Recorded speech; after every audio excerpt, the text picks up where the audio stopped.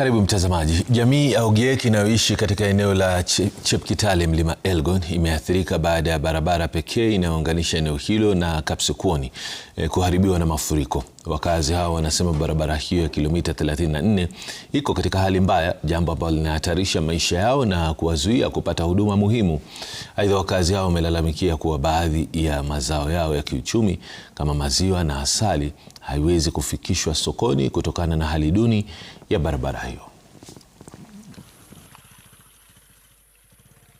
Hata sisi juzi kweli tulipoteza mama moja kwa sababu ya hakuna barabara.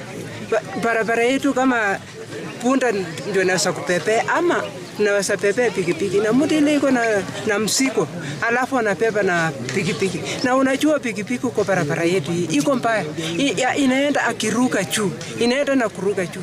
Kweli hiyo mtu naweza kupona. Mbona mjumbe wa eneo hili asiweke eneo la Chepkitale, hiyo barabara ya Chepkitale iwe barabara ya security road?